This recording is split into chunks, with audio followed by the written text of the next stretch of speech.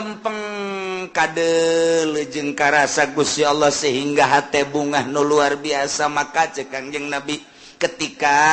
aranjeun kabeh boga kabingung boh urusan dunia boh urusan akhirat maka salatlah 2 rakaat engke bakal dibere lolongkrang ku Gusti Allah. Lamun aya jelema bingung soal dunia, bingung soal akhirat, sok gerak ka Gusti Allah munajat Allahu Akbar. Engke ku Gusti Allah bakal dibere rorongkrang lantaran di jero salat teh aya kabungahan-kabungahan anu hese dicaritakeunana.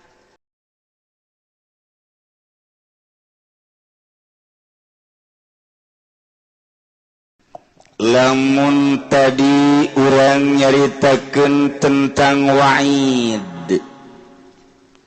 ayat ancaman ti Gusti Allah bagi jelema nu ngabohongkeun ka ayat-ayat Allah. Adigung-adiguna sombong teu daek sujud ka Gusti Allah, iman teu ka Allah jeung ka Rasulna, paeh la ta'ulahum abwabus sama bal dibukakeun lawang langit. Atawa iman ka Gusti Allah, iman ka Kangjeng Rasulullah nyaho kana syariat ngan mengabaikan syariat. Kita salat henteu, kita zakat henteu, kita puasa henteu, kita haji henteu. Kita ulah maling korupsi, kita ulah mabok, kita ulah zina. La tufattahu lahum abwabus sama mual asup ka sorga wala yadkhulunal jannata hatta yalijal jalwalu fi samil khiyat. Insyaallah naudzubillah min dilanjutkan ku Gusti Allah ayat wa'du janji. Ulama ingat ka wa'du, ingat ka Syekh Fadil kamari. Rame-rame baca salawat wa'du. Cekna insyaallah. Janji insyaallah kuduna urang. Janji baca 313. Janji. Pan teu bagus eta kos kitu. Ceknya da ge insyaallah. Nyana ngomong deui. Baca 313. Wa'du. Kumaha wa'du deui. Insyaallah caknya lagi atuh sebab besi janji ya teu maca pan ieu buktina henteu kan emang maraca aja henteu atuh ka ambeun ge pan lain deui atuh ngaca shalawat mati jauh kene ngahiliwir seungi ieu mah pan bentek wah ieu budak janji doang maca shalawat padahal henteu janji Allah tengetkeun supaya mantep bukakeun hati asupkeun ka jero jantung supaya urang mantep bisa ngalaksanakeun instruksi-instruksi Gusti Allah Subhanahu wa ta'ala. Mana ya janji Allah walladzina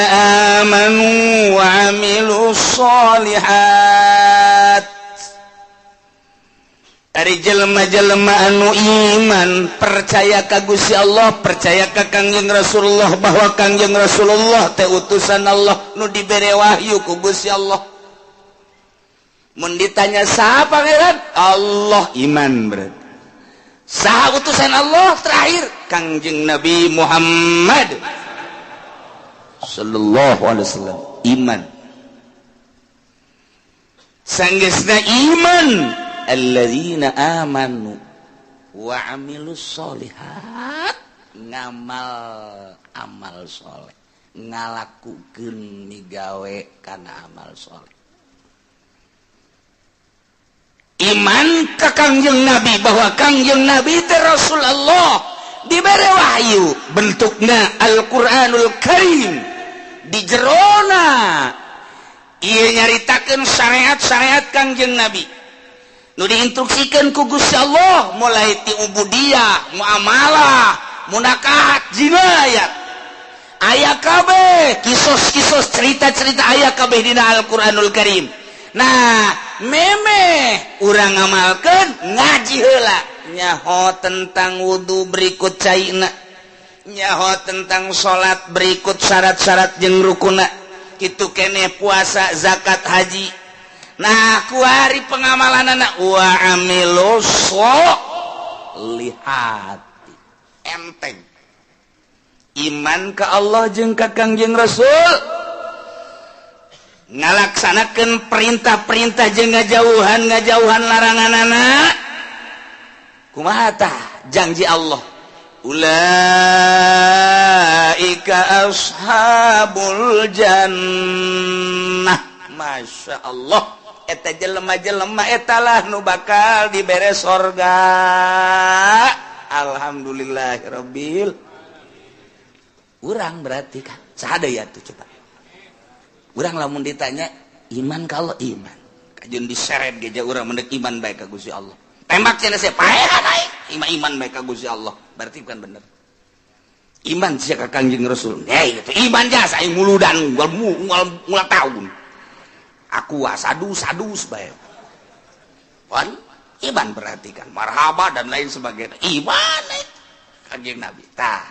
ngamalkeun amal soleh dole di masjid saha nu ngimaman emang saha atuh nyaho ieu teh nyaho amal soleh salat puasa Ramadan yang mah teu kudu make sunah-sunah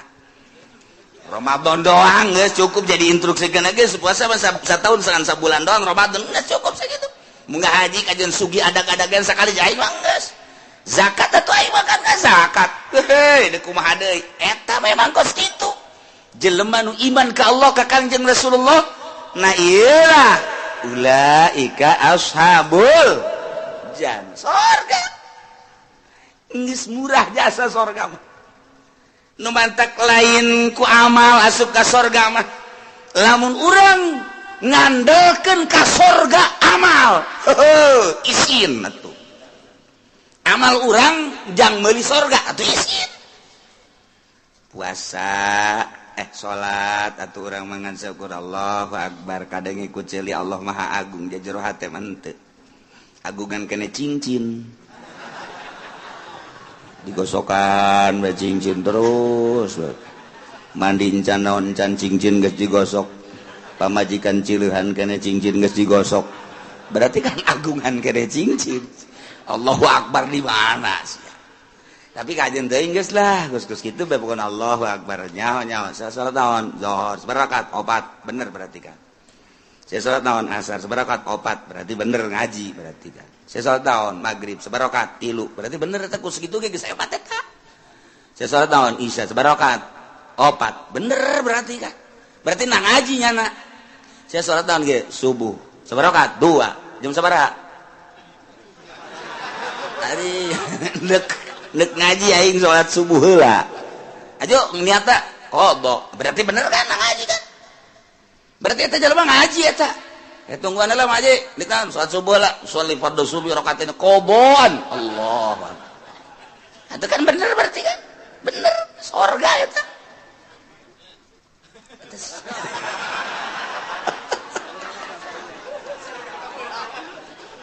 sanajan kabeuragan teu salah niat teu adaan tapi kan lamun teu ngaji mah sholli fardhu subuh rakatain adaan Allah padahal jam 7 eta salah kan atuh ieu mah henteu kadenge ku masyarakat ya qoboan Allahu akbar atuh bener berarti ji atuh teu salah emang aya salat qobo nyanana atuh haju nyanana hudangna jam 7 qoboan atuh bener teu adaan henteu salah teu naon ngan rada beureum beungeut doang seutik oh masalah mun kieu mah saya salat enggeus salat zuhur sabarakat 3 iya budak kudu diservis ya ke asar saya ke sholat nggak sholat tahun asar sabarakat 2 wah iya budak kudu diasingkeun heula ka ditu mondok ngaji heula can ngaji kan berarti iya bener tepat zuhur 4 asar 4 maghrib 3 berarti kan geus beres eta surga eta amilu sholihati eta geus hebat eta kos kitu ji kieu teh salat kos kitu surga geus jasana kos kita mah cak Gusti Allah gelan nukallifu nafsan illa wus Kaula nu agung tega beratkeun kawak-awakan ka hiji jelema sahabat di mana bae aya narek lalaki rek awewe illa usaha kecuali sakabawana kunyana eta qota minal amal ai kabawana nyana kos kitu atuh kos kitu bae emangnya nama salat da kos kitu salibati Allahu akbar Allahu akbar Allahu akbar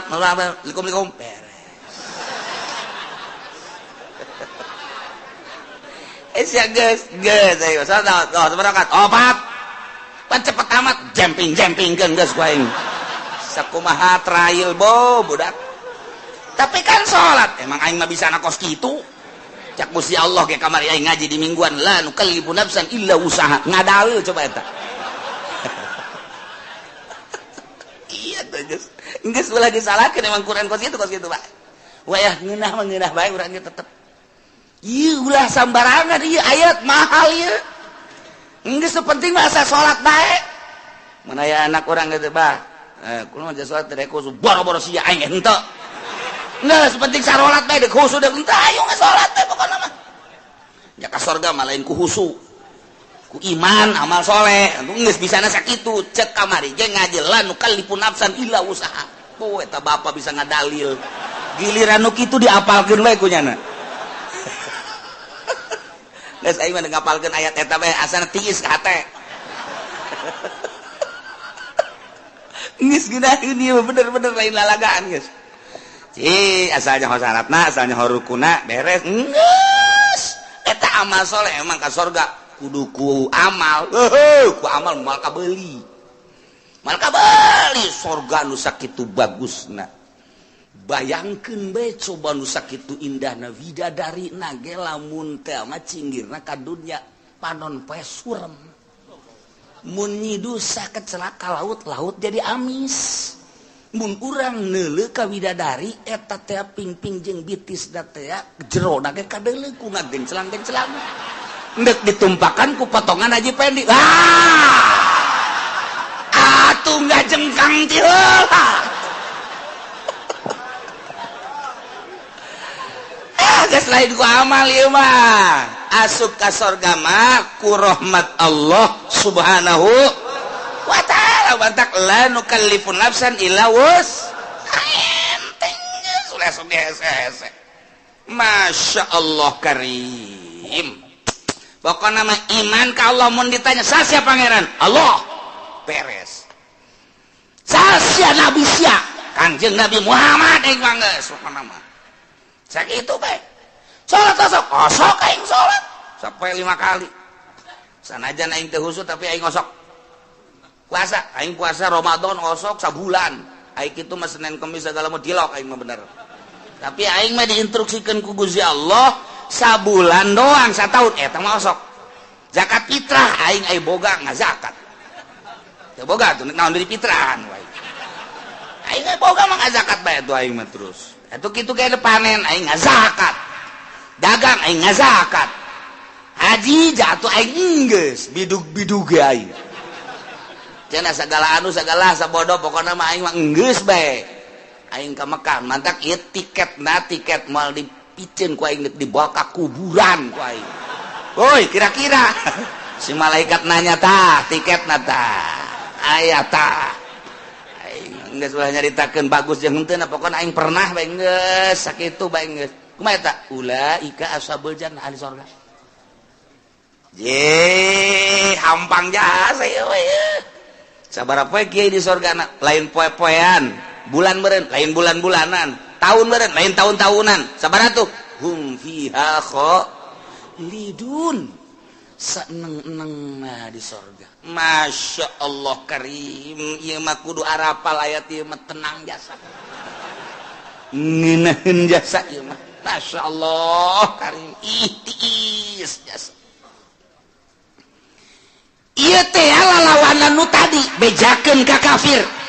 bongan nyana teh iman ka Allah bongan nyana teh iman ka Kangjeng Nabi Muhammad teh asal iman ka pangeran Allah pangeran teh iman ka Kangjeng Nabi Muhammad nabi terakhir teh bejakeun ka kafir ala anna jannata ma'azmi qadriha wa mahalliha yutawassalu ilaiha bil amali sahli min ghairi tahammuli kulbah. Bejakan ka kafir bahwa surga sakitu poharana bangunanana situasina dan lain sebagainya hese nyaritakeunana soal surga. Yutawassalu ilaiha bisa datang ke surga bil amali sahli min ghairi tahammuli kulbah dengan amal lu gampang asal beramal pokoknya mah geus tanpa aya kesulitan kahesean masih dianggap berat ya ibadah ka Gusti Allah dijelaskan ku Gusti Allah make jumlah mutarabah la nukallifu nafsan illa wus tengah beratkeun aing ka saha bae kecuali sakamampuhanana gerakanana bisa nangtungnya teu bisa diuk ngedang teu bisa ngedang nangkarak geus teu bisa nangkarak ngukur tanah kubur geus tiga sakitu doang tuh kan kuari dipaksakeun supaya khusu emang khusu babari ustad ge teu bisa khusu cak ustad ngeunah bae kiai atuh kiai ge sarua terus anu bisa husu jangan bisa husu mah iwati ulama-ulama sholihin iwati wali-wali Allah sedengkeun kan jadi wali Allah teh emang babari gitu nyana kan lu bisa husu lantaran husu mapan kudu ulah aya masih wallah di jero hate teh kudu ulah aya nanaon kecuali Allah karena husu geus bisa ngahareupeun niheulakeun ruh daripada awak tepati ngurusan kana jasad hate bae ka Gusti Allah eta lah jelema-jelema nu khusyuk modal urang mah dihusukeun sarakaat 2 3 4 mabur hese aing dikhusyuk jasa salat sholli fardhu Allahu akbar geus bisa teman-teman Allah maha agung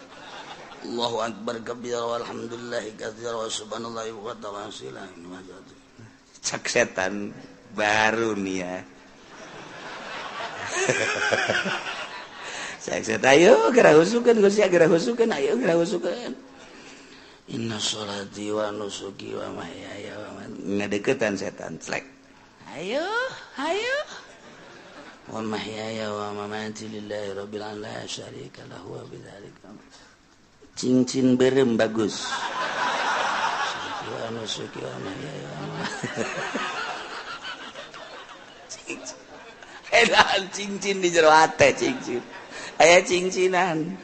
digulak-gilak ku setan eta buleut lamun dipelonjongkeun mah rada bagus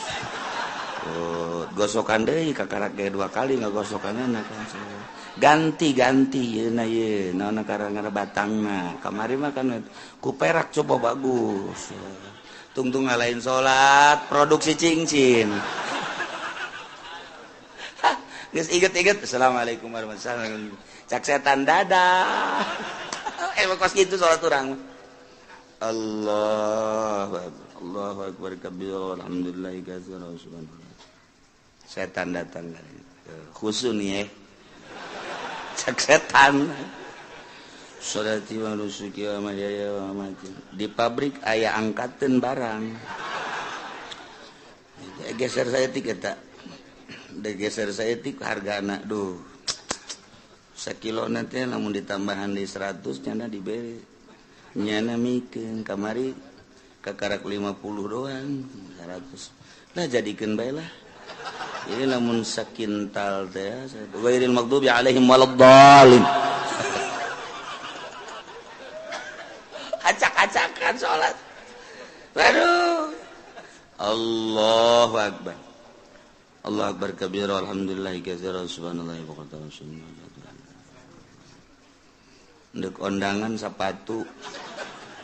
meuli anyar bae kitu jang paparantieun ongko eta mah geus kebel asana sepatu jeung nyeri dipakena hayang rada nyaman bae sabara duit jang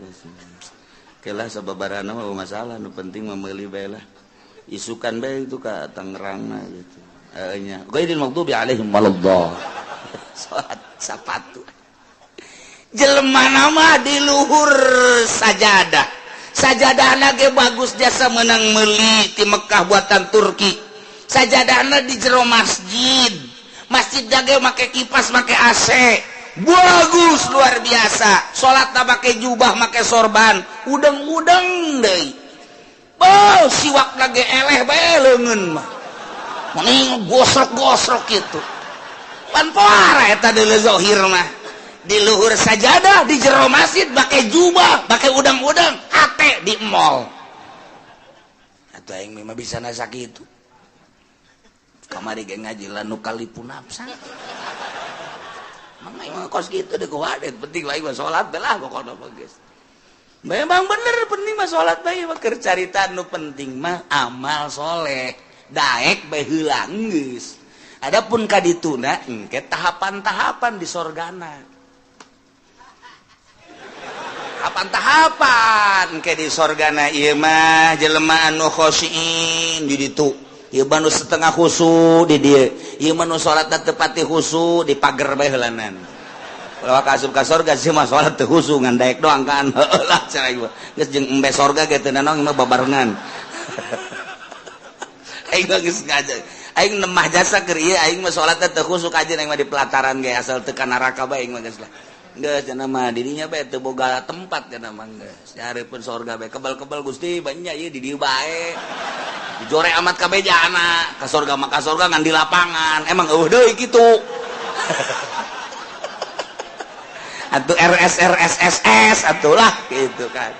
emangna Gusti pelit henteu pan Gusti mah kula ge nyaho Gusti mah barahan mun kula teu di ka sorga kan berarti pelit ta Gusti kecak malaikat aing teu ngeunaheun disebut pelit malaikat bangunkeun nu bagus wah kan jadi ka sorga ieu aing saking ge teu khusus salat ieu cek cenah aduh ilah la nukallifu nafsan illa wus atuh emang bisa nangan sakitu deh kumaha deui teh dipaksa-paksakeun ge ieu kabehan ge lamun tita khusu atuh acak-acakan salat saya mah teu bisa khusu tetep bae saya bae tah khusu moal bisa sebab kudu ngaleungitkeun salian Allah aya nu bisa kitu wali salian kitu ulama sholihin kakaraknya nama teger Allahu Akbar contona nya nama ku teger-tegerna kahuruan Syekh Marufil Qurhi keur salat di masjid kemudian kahuruan nya nama teu lumpat beres wabah daratang kana emang naon ieu kahuruan teh nyaho masyaallah jahe teu kan teu nyaho jadi kahuruan salat kahuruan nyana teu nyaho urang mah ku reungit oh pencak turun kabeh reungit ngomong udah ku reungit bae ge bau besi turun kabeh besi ya Allah ya Rabbi hutet datu di tukang ieu eta naonan goblok reungit atuh reungit pak kalembek teu bisa ieu kudu make jotosan-jotosan udah kita teh khusu ngaranna teh salat kos kita tetep la nukallifu nafsan illa wus geus kudaekna ge geus alhamdulillahirabbil jalamun teu iman mah moal aya di masjid nya moal salat nya mun teu iman mah moal ngalawudu jaloba disagedengeun urang teu iman mah teu daekeun salat nya mah salat pohara jasa ye atuh malaikat ge nyatetan salatnya geus loba jasa jeung teu nyahoeun malaikat maka salat nu khusu jeung teu khusu ya malaikat teh jauh nya mah ngan sakadar nyatetan doang salat enggak teu nyahoeun nu mana nu khusu nu teu khusu teu nyahoeun malaikat mah tuh mata laporan ka Allah tah lengkap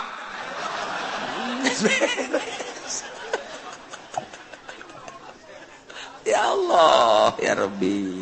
ngeunaheun jasa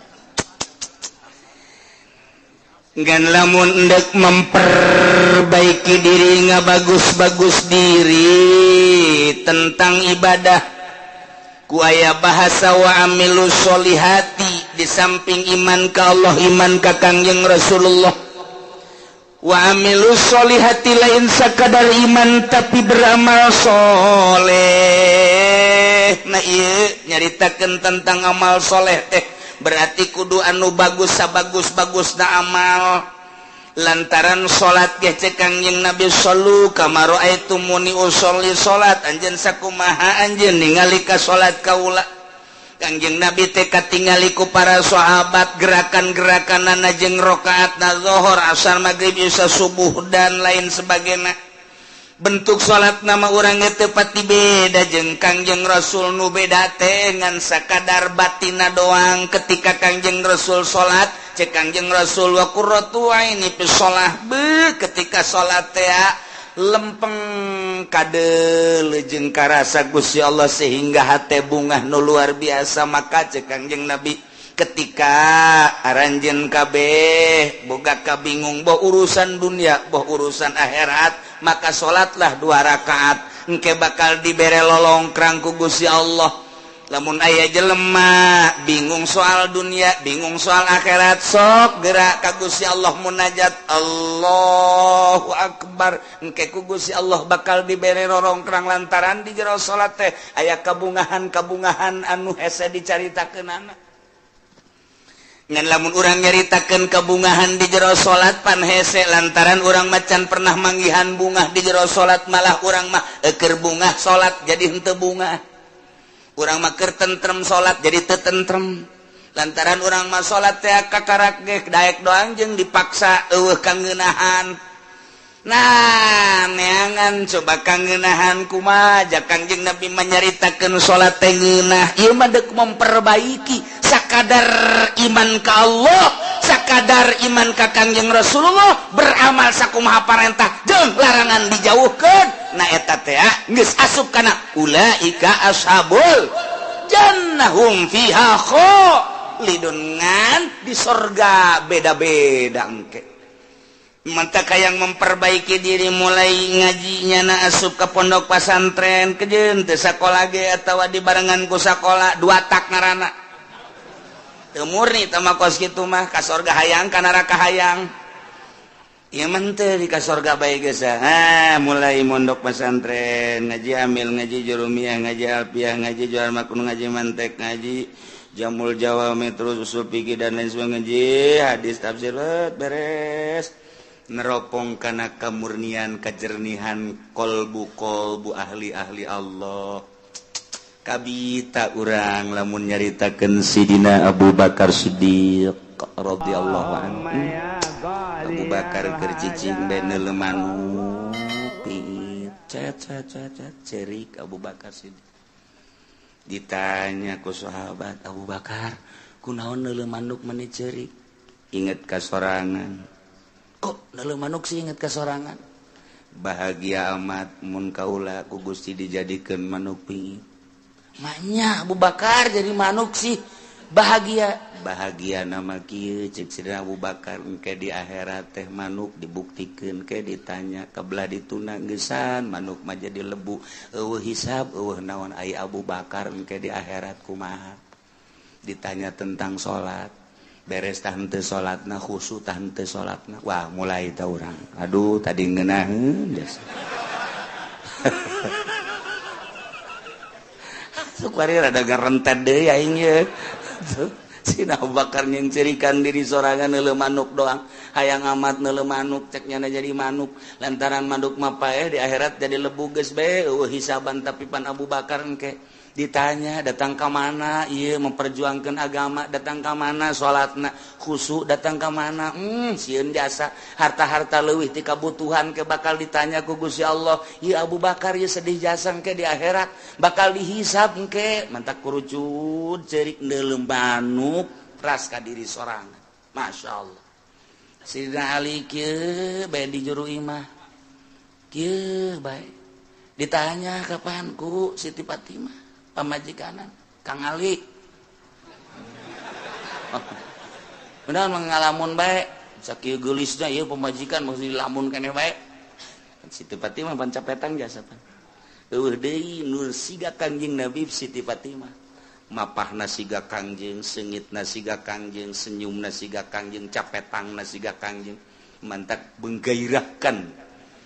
urang mun ka pamajikan kos kitu geus teu kudu nyandung. Atuh ieu mah teu mah teu nyandungna atuh ditanya manyun bae. Dibere ku dibere na komo teu dibere mah. Aduh udah isuk-isuk lain mangi hutang ngebeledek nyandung baik itu ya dulu pemajikan kurang saregep pasana ya jatuh orang Lampung para ruti wah beres coba si tiba-tiba Kang Ali kunaon sing ngalamun teu kunaon lain kitu beusi anu dipikiran tah ya teh eta aya naon-naonan cek Siti Fatimah teh Siti Fatimah kepanggih ku sahabatna saja iya Ali katingalina merenung aya naon ieu beusi aya anu perlu dipecahkeun jeung dibantu ku kaula bakal dibantu saha nu bisa ngabantu ka perasaan kula gitu nganaon rumah tangga lain soal ekonomi lain soal perpolitikan henteu eta mah kos kitu melah naon atuh kula mah neuleuh budak tuh lulumpatan ras ka diri gitu hayang kula jadi budak deui sanggeusna jadi budak memeh balik mending di maotan ku Gusti Allah selesai Ali di jero kubur teu kudu ditanya deui di akhirat geus teu kudu ditanya lantaran budak mah rek ti muslim rek ti kafir tetep ka sorga bae Ali mah ngarep-ngarep hayang budak deui cek cenah teh hayang paehkeun leutik beuh pat ieu mah geus kieu cek cenah teh paeh di jero kubur bakal ditanya ku malaikat munkar nakir aju dihisab segala rupa amal-amal salat bakal ditanya khusus tah henteu tah ieu lamun ditanya soal salat bae ai pagawean mah pagadi pagawe tapi kan kahusuk henteu nah ieu nu jadi masalah cek Sidina Ali teh aju kapan lamun teh khusu wala tadribiha wujuhana pada eta salat teh jadi pamonggol aduh geus kiai entah dibae lah mendingan nu aja jero teuing mah eungap cenah teh ieu mah keur carita klasifikasi jadi tahapan-tahapan manusia teh beda-beda Sayyidina Ali mah ahli ruhani atuh beuh Sayyidina Umar kitu keneh Sayyidina Utsman apalagi Sayyidina Abu Bakar kantenan eta bageus caritakeun tah mah kabelah handapna Tuan Syekh Abdul Qadir kabelah handapna terus ulah-ulahna naon tah Syekh Asnawi bae geus sakitu poharana masyaallah karim guru-guru urang anu geus teu nyahonna naon ketika zikir ku ngeunaheun jasa lantaran urang mah pan ngarasa lapar teh beuteung urang mah ngarasa indah teh ceuli urang mah ngarasa nikmat indah teh mata lantaran make kena watak kapan urang mah mata indah mun dideleukeun kanu indah-indah masyaallah barang neuleuh aya awewe semampai mata akureun mantep banget ngongkong saeutik aduh mantep susu nonghol kahayang mata kan eta neuleuh urang negro hideung amat jariji aing mah mata watak eta teh lamun dikembalikeun ka nu geulis buatan Allah nu goreng buatan Allah nyaritakeun geulis jeung goreng teh tama nafsu mun dikembalikeun maka Gusti Allah bawa nu geulis bacan bisaeun ibadah bawa nu goreng mah bisaeun ibadah sedengkeun titah cinta teh kanu cinta ka Gusti Allah urang lamun dikitu-kitu bakal resepan kanu hideung je di titah cinta teh ka jelema anu cintaeun ka Allah ulah leuleuh zahir sakadar leuleuh zahir mah gampang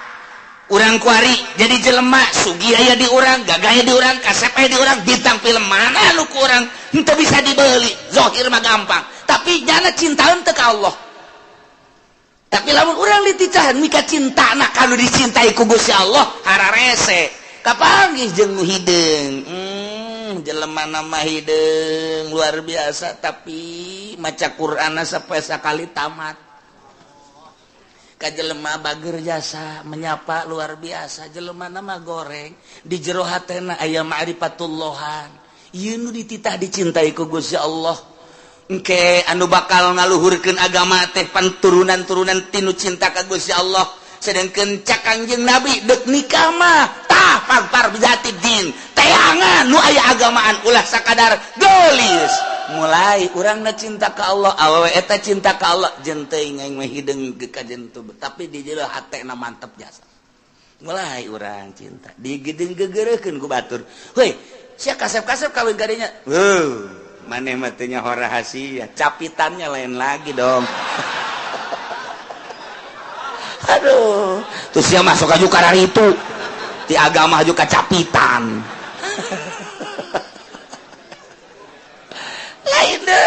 itu didele batin Masya Allah kurang kawin lillahi ta'ala tenele gelis na tenele kaya na tenele tapi nele agama na borojol boga budak Masya Allah budak diajak nonton TV teu sebab timbul ti indung anu tadina maca Quran bae maca sholawat bae dibawa kurang nonton TV cerik tapi lamun teu nonton TV cicing pan aneh coba anak kurang lamun di luar cerik dibawa nonton TV cicing sial jasa tah budak Masya Allah tapi ieu mah asal di hareupeun TV bangun teu betaheun teh keluar bae manehna mah betaheun asal diasupkeun ka TV dia kageun ka TV teu daekeun Masya Allah bahagia aya naonna dia budak mulai gede saeutik nyahueun ka bahasa-bahasa alif ba ta sa jim dan lain sebagainya teu kebal haju bisa maca Quran nikmat gede saeutik haju bae ngajakan bapakna nanarik abah ayo ka masjid diajakan abah ku anak ji cakabana budak lain aing ngajak sia dan sia ngajak aing ji cakina aing izin ye tuh bari tertarik ku budak ayo abah ka masjid tuh, tinggal lindungna tuh budak ge tuh ngajakan ulah di TV bae nya wah tibaheula kos kitu bae pagawean teh tuh aing izin ka anak heulanan tuh ka anak izin Masya Allah ieu lain lalagaan nah fasbar bizatidin ieu keur carita memperbaiki diri. Emang bisa nanya kos gitu tetap baginya nabala nukallifun nafsan illa wus urang nyaritakeun hakikat di makon hakikat panjacaknya nanti hese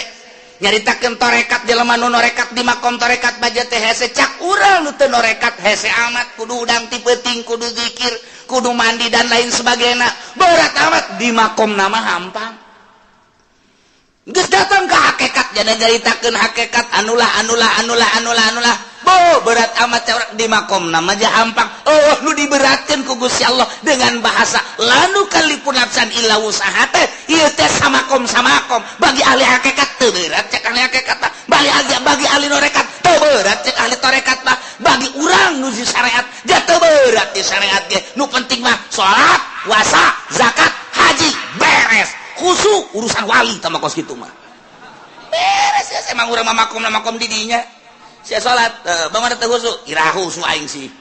emang teh khusyuk aing mah geus kos kieu kaayaan pokona ngan aing protes bae ka Allah mun teu ka sorga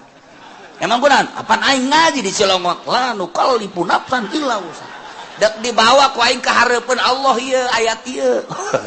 hebat jasa teh budak ku embung-embungna khusyuk burung kesimpulan nama jelema iman ka Allah ka Kangjeng Rasulullah beramal soleh disadiakeun ku janji Allah lain ku amal ku janji Allah sorga di sorgana hum fiha khalidun breng arasup ka sorga geus puguh mursalin nabiyin geus puguh para sahabat geus puguh para aulia Allah geus puguh para ulama geus puguh para ahli thariqah ieu ahli syariat ge wae arasup ka sorga lamun anu bobolokot ku dosa wayahna dianclomkeun heula ieu mah wayahna doang tetep ka sorga